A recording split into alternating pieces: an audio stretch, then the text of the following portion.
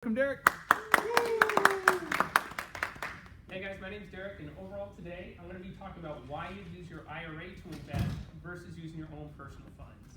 So here at Quest is actually what we consider kind of a basic topic, but we're going to be covering right now the tax benefits that you'd receive inside an IRA, okay, where you can find the education for those, and ultimately at the end of every investment you should be able to own some sort of tangible asset.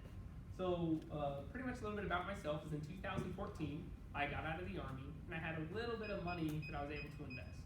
And knowing that I need to invest in, like, that's what you should do to get wealthy and to retire, I started Googling and tried to figure out what is a cheap asset I can buy or what's a cheap way to invest. And I came across something called over-the-counter stocks, or commonly known as penny stocks. So I was like, cool, open a brokerage account with Fidelity and deposited my money and started to invest in over-the-counter stocks, and surprisingly, I did really well. Over the next couple of months, every week I'd make a little bit of money from my over-the-counter stocks, and I'd take that money, I'd spend it, and I'd reinvest. Made a little bit more money, I'd spend it, I'd reinvest, and after a couple of months, I made a bad investment and I lost it all. So after losing all my funds, no big deal, I'll go get a job. Went down, got a job, didn't think anything about it until the year ended, and I had to pay my taxes. Got a 1099 from Fidelity, got my W-2 for my job, and I owed some money.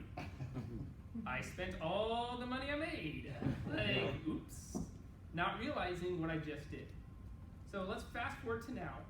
Still understanding I need to invest, and still understanding that I need to find a way to retire and put aside some money, I started looking at IRAs. If I was to do that exact same investment in a traditional IRA, right, how much funds, or how much would I owe in taxes would be the same, but when would I pay those taxes?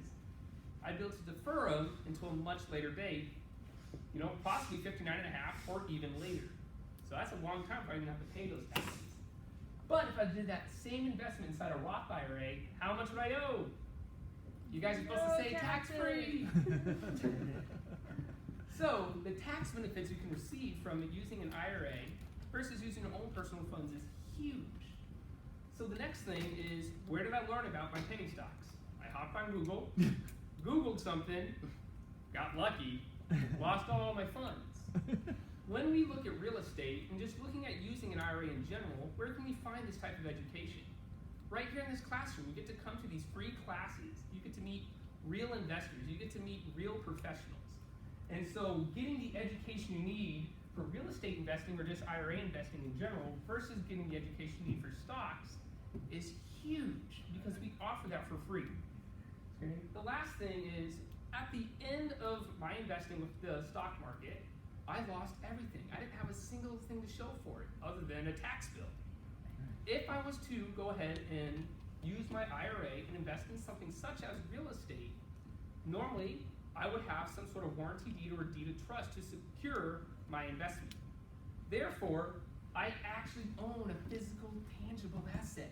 I have something I can fall back on if my investment goes bad. It might not be worth the same amount that it was in the beginning, but I still have something versus nothing.